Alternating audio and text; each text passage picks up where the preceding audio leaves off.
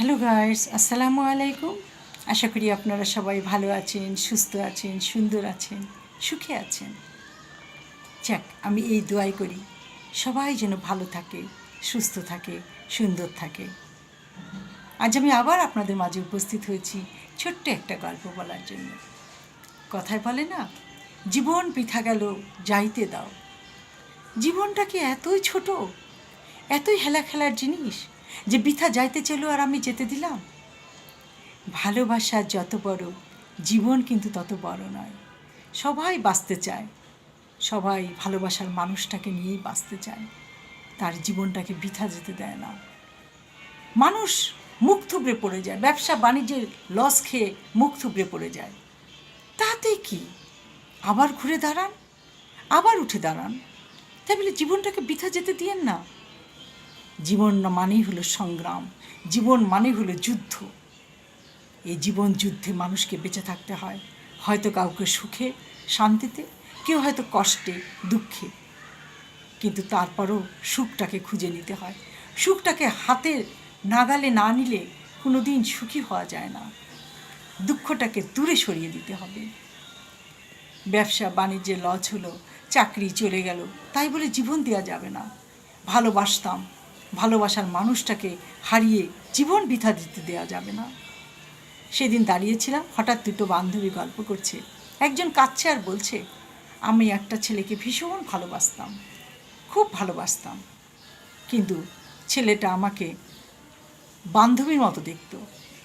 তখনও বুঝিনি যে আমাকে তার ভালো লাগে, কিন্তু আমি যে তাকে ভালোবাসতাম, গভীর ভালোবাসতাম।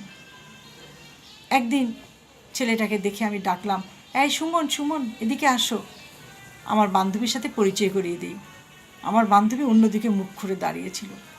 হঠাৎ ঘুরে সুমনের নাম শুনে ঘুরে দাঁড়িয়ে বলল, আরে এ তো আমার বয়ফ্রেন্ড, তোমার ফ্রেন্ড হলো কি করে? আমি বললাম, কেন?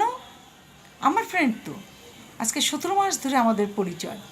বলে, 17 মাস? আজকে ছোটোবেলার থেকে আমরা দুজন দুজনকে ভালোবাসি, ভীষণ ভালোবাসি। তাছাড়াও আমরা দুজন বিয়ে করব বলে ডিসিশন নিয়ে নিচ্ছি। এই মেয়েটা তো হতবাক হয়ে গেল। সে বলছে, আমি তো হতবাক। আর সুমন দূরে দাঁড়িয়ে আমাদের দুজনকে দেখছে, কোনো কথাই বলেনি। পরে ধীর পায়ে এগিয়ে এসে বলল, তুমি জানো না আমি তোমাকে ভালোবাসি না, তোমাকে আমার ভালো লাগে, বান্ধবীর মতো ভালো লাগে, কিন্তু আমি তো একেই ভালোবাসি। আমাদের পরিবার থেকে গল্প কথা হয়েই গেছে যে আমরা দুজন দুজনকে বিয়ে করব। সেখানে তুমি কেন?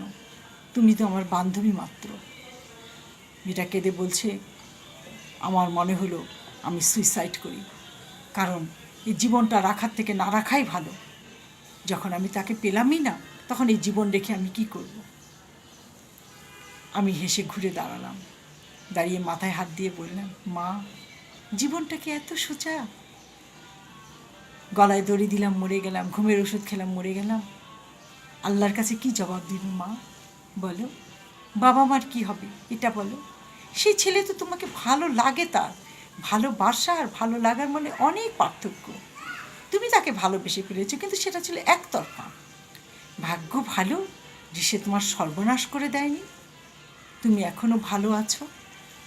কাজেই জীবনটাকে ঘুরে দাঁড়াও মা, নিজের পায়ে দাঁড়িয়ে যাও, দেখবে ভালোবাসা এসে একদিন তোমার কাছেই ধরা দেবে। কেন তুমি এত নিজেকে অসহায় মনে করছো?